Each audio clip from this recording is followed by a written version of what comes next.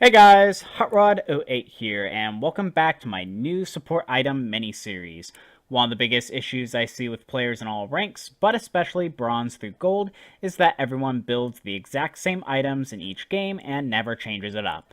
Depending on your AD carry, your overall team comp, and the enemy's team comp, your items should be changing from game to game, and that is what I'm here to help you with. We've already covered the enchanter items, tank items, and utility/miscellaneous tank items, and as the weeks go on, we'll touch up on boot choices and AP caster items, with today hitting up on the starting items. A quick thing to note is that all gold income items have the same quest passive, which gives you 3 free wards at second tier upgrade, and 4 free wards at third tier upgrade once you have earned 500 gold with that gold income item.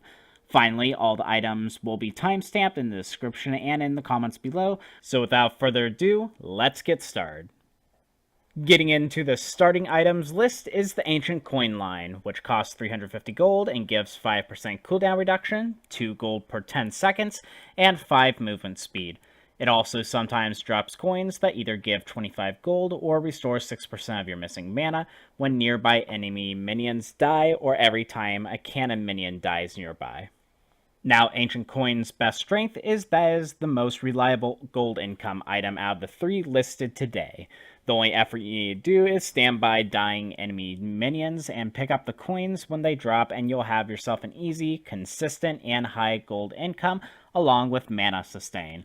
Ancient Coin is also the only starter item that first comes with cooldown reduction and is the only starter item that gives you movement speed at any point. Some of the weaknesses include almost zero combat stats attached to the Ancient Coin line, that being only 200 health at Remnant of the Ascended. The enemies can see the coins that drop and can therefore zone you off of your coins dropped, stopping your gold income and mana sustain, and the mana sustain itself is inconsistent, as it relies on your maximum mana value and how much mana you're currently missing. Overall, the Ancient Coin line should be bought when you want pure gold income that is consistent, or when you don't think you can be aggressive within the laning phase as a ranged champion. Next is the Spellthief's Edge line, which costs 350 gold and gives 10 ability power, 2 gold per 10 seconds, and 25% base mana regen. Its passive grants a charge every 10 seconds, up to 3 maximum, and every time you damage an enemy champion or tower, it does 13 bonus magic damage and grants you 10 gold. Note here that killing minions before you complete your quest will temporarily delay your ability to gain passive gold or gain extra charges on the item to use. Now, Spellthief's best strength is its ability to do extra damage within the laning phase.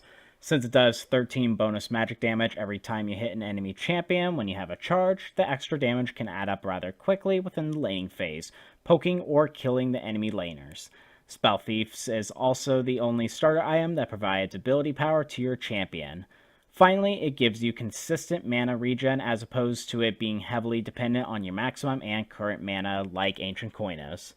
Some of the weaknesses include it being the least consistent gold item, as the gold income heavily relies on you damaging your enemies or their towers, which won't happen if you're not being aggressive within the game, and that its gold income passive and charges will stop if you decide to last hit and kill enemy minions before your quest is completed, halting your quest completion timer and therefore your free wards. Overall, the Spellthief's Edge line should be bought when you believe that you can be aggressive within the laning phase without being too much at risk of dying, and when you think you can have the edge of winning the laning phase as a ranged champion. Our final gold income item is the Relic Shield line, which costs 350 gold and gives 1 gold per 10 seconds and 50 health. Its passive grants a charge every 40 seconds, up to 2 maximum, and every time you kill a minion with an ally nearby, it'll grant you and your ally the minion kill gold, as well as give both you and your ally 15 plus 2% of your missing health. Note here that if you're a melee champion, it'll give you the added effect of executing low health minions when you auto attack them, and if this item is bought on a ranged champion, the health regen off of killing minions will only be half. Now, Relic Shield's best strength is that it comes with the most health attached to the item out of any of the 3 starting items. It also is the only item to directly give your AD carry health sustain, which is really helpful in keeping both you and your AD carry in the lane without needing to back too early. Finally, if you have charges stored up, pushing a lane is relatively easy with the execute on your auto attacks.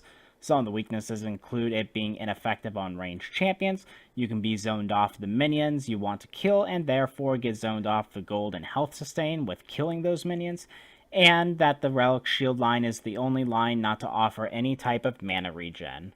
Overall, the Relic Shield line should be bought when you are a melee champion who doesn't need pure gold income from the Ancient Coin line, and who doesn't need the extra damage that the Spellthief's Edge line provides.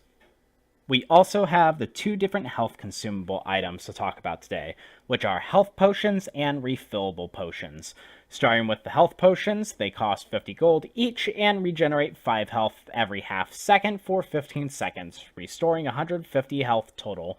Health Potion's best strengths are that is a really strong item to start off with early in the game, as you can buy up to 3 of them to begin with, giving you a maximum of 450 extra regenerated health. They're really cheap to buy, only costing 50 gold, and you are allowed to hold a maximum of 5 at a time. Weaknesses include that each health potion is only a one-time use, and if you don't use them, their sell value is only 20 gold. Overall, health potions should be bought when you think you're going to get poked down hard early within the game, or when you plan on being aggressive yourself. The other health consumable is the Refillable Potion, which costs 150 gold, regenerates 5.21 health every half second for 12 seconds, restoring 125 health total. The Refillable Potion holds up to 2 charges, and the charges get refilled every time you go back to the store for free. Refillable Potion's best strengths are its ability to give you free health pots every time you go to base, and when you do decide to sell it, it gives you 60 gold back.